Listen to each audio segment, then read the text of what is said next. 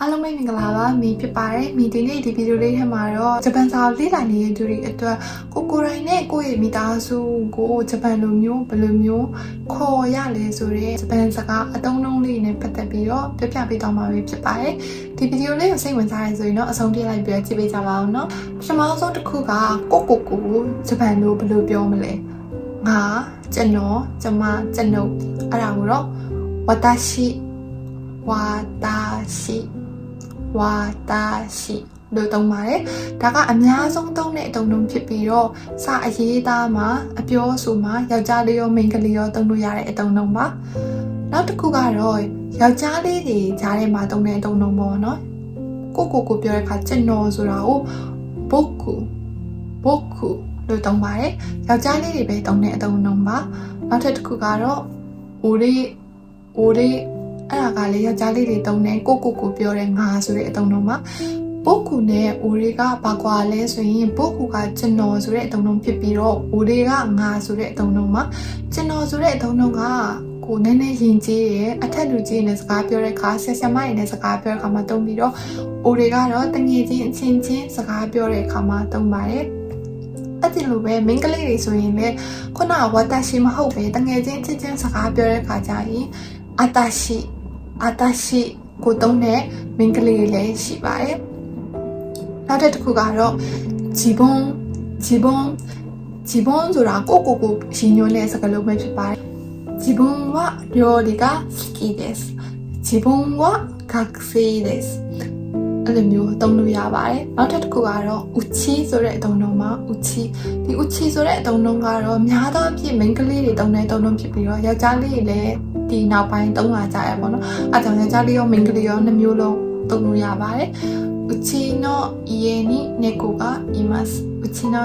ie ni neko ga imasu နောက်တစ်ခုကတော့တစ်ဖက်သူကိုရည်ညွှန်းတဲ့အခါကျရင်တင်ဆိုတဲ့အသုံးအနှုန်းကိုဂျပန်လိုမျိုးအနာတာလို့သုံးပါတယ်ဒါပေမဲ့တကယ်လက်တွေ့ဂျပန်မှာတော့အနာတာဆိုတာထက်နာနီစာမဆိုပြီးတော့တစ်ဖက်တူကိုတဲ့ခါကျရင်ရည်ညွှန်းလေးရှိပါတယ်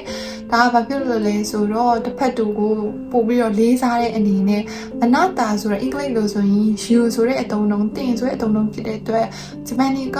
အဲ့ဒါကိုသိပြီးတော့သုံးပြီးမရှိပါဘူးတစ်ဖက်တူပြောတဲ့ခါကျရင်နာနီဆန်ဒါမှမဟုတ်ရင်အဲ့တဲ့ဆိုရင်နာနီစာမဒါမှမဟုတ်နည်းနည်းရင်းနေရဆိုရင်မင်းကလေးဖြစ်တဲ့အချင်းချင်းဖြစ်တဲ့ဆိုရင်နာနီချန်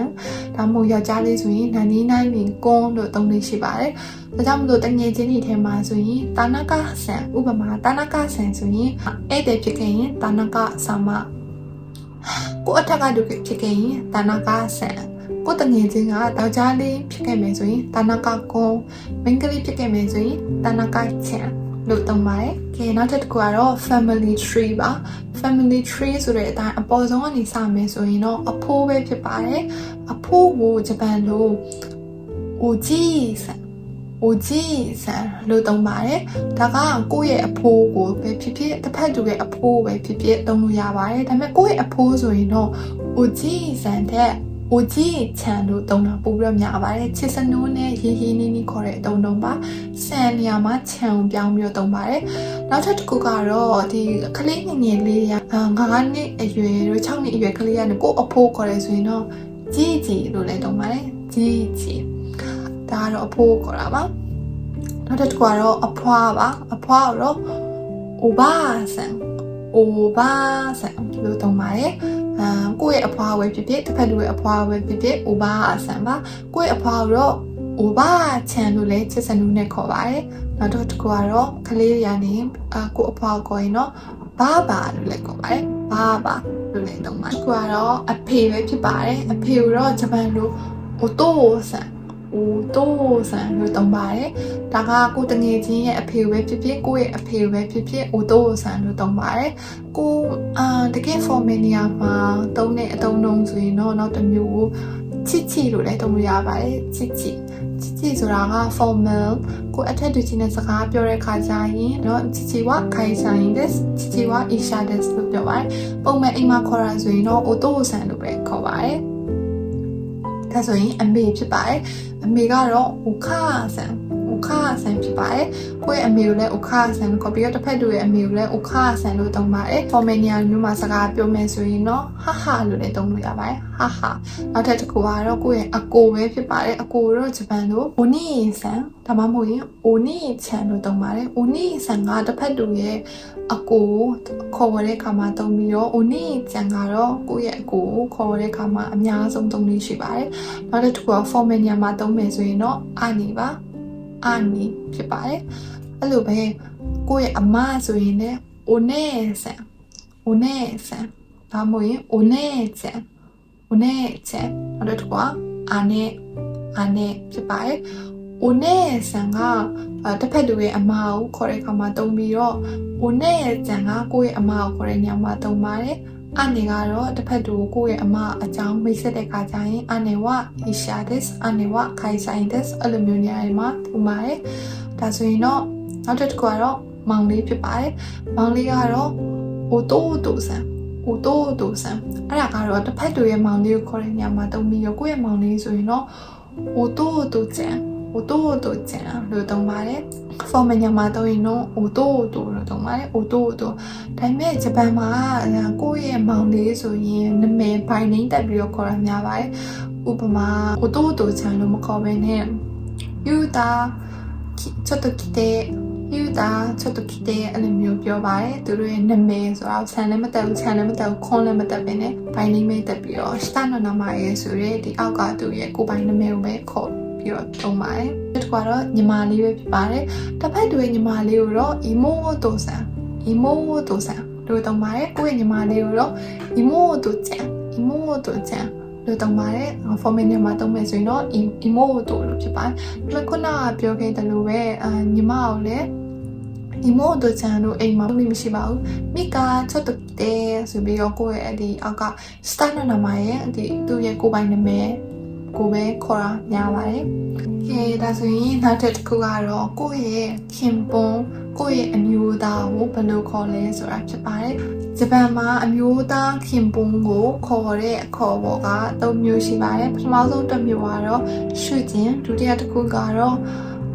အိုတိုနဲ့တတိယတစ်ခုကတော့ဒန်နာပဲဖြစ်ပါတယ်။ရှုကျင်ကစာရေးသားမှာ၃လေးရှိပြီးတော့ formal ကြတဲ့နေရာတွေမှာ၃လေးရှိပါတယ်။အိုတိုကတော့အများဆုံးသုံးတဲ့အသုံးလုံးဖြစ်ပြီးတော့အရေးသားမှာထက်အပြောဆိုမှာသုံးလေးရှိပါတယ်။ဒန်နာဆိုတာကကြတော့အခြားတွေအမျိုးသားရင်းညွှန်းတဲ့ခါကျရင်ဆန်ပေါင်းပြီးတော့ဒန်နာဆန်လို့သုံးပါတယ်။ကိုယ့်ရဲ့အမျိုးသားမဟုတ်ပဲဒန်နာဆန်ဝအိုဂန်ကီဒက်စ်ကထားသူကိုအမျိုးသားနေကောင်းပါရဲ့လားအဲ့လိုမျိုးမေးတဲ့ခါကျရင်သုံးပါတယ်။နောက်တစ်ခုကတော့ဇနီးမယားဖြစ်ပါတယ်။ဇနီးမယားကိုလည်းသုံးတာအမျိုးမျိုးရှိပါတယ်။ပထမဆုံးတစ်ခုကတော့ခါနိုင်ဆိုတာအလုံးအောင်ရှိကြတဲ့အသုံးလုံးဖြစ်ပြီးခုခေတ်မှာတော့အများသောဖြစ်လုံးနဲ့တူမရှိတော့ပါပဲဒါပေမဲ့သိထားရင်တော့ကောင်းပါတယ်။နောက်တစ်ခုကတော့自马ဆိုတာကတော့ကိုယ့်ရဲ့အမျိုးသမီးကိုရှင်းညွှန်းတာဖြစ်ပြီးတော့တစ်ဖက်တူရဲ့အမျိုးသမီးကိုခေါ်တဲ့ခါကျရင်တော့奥様ဒါမှမဟုတ်ရင်奥さんは元気でしょうかအဲ့လိုမျိုးပြောလေးရှိပါတယ်။ကဲဒါဆိုရင်တငယ်ချင်းကိုဂျပန်လိုဘယ်လိုခေါ်မလဲတငယ်ချင်းကိုဂျပန်လို友達လို့သုံးပါတယ်ဒါပေမဲ့တကယ်အပြင်မှာကိုယ့်ရဲ့တငယ်ချင်းကိုခေါ်တဲ့အခါကျရင်友達လို့မသုံးပါဘူးအရန်ဖြစ်နေဆိုရင်နာမည်ပဲခေါ်ပါတယ်ယူတာ今度の土曜日遊びに行こうဒါမှမဟုတ်ရင်တိတ်ပြီးတော့ကိုယ့်ထက်နည်းနည်းအသက်ကြီးရဲ့အရန်တိတ်ပြီးတော့မခင်တဲ့လူဆိုရင်နာနီနာနေကွန်းလို့သုံးပါတယ်ယူတာကွန်းလို့သုံးပါတယ်မိန်းကလေးဆိုရင်တော့အရန်ရင်းနှီးသူဆိုရင်ခုနပြောခဲ့သလိုပဲမိကာဒါမှမဟုတ်ရင်မိကာကျန်းလို့သုံးပါတယ်ဆိုရင်အားလုံးသိချင်ကြတဲ့ကိုယ့်ရဲ့ရေးစားကိုဘယ်လိုသုံးရလဲဆိုတာပါရေးစားကိုဂျပန်လိုမျိုးခလေးရှိလို့သုံးပါတယ်အကောင်မလေးဆိုရင်တော့ခနိုဂျိုいますかခလေးရှိいますかလို့သုံးပါတယ်ကဲဒါဆိုရင်ဒီနေ့ဗီဒီယိုလေးကတော့ဒီလောက်ပါပဲနောက်ထပ်ဗီဒီယိုမှာပြန်တွေ့ကြမယ်နော် bye bye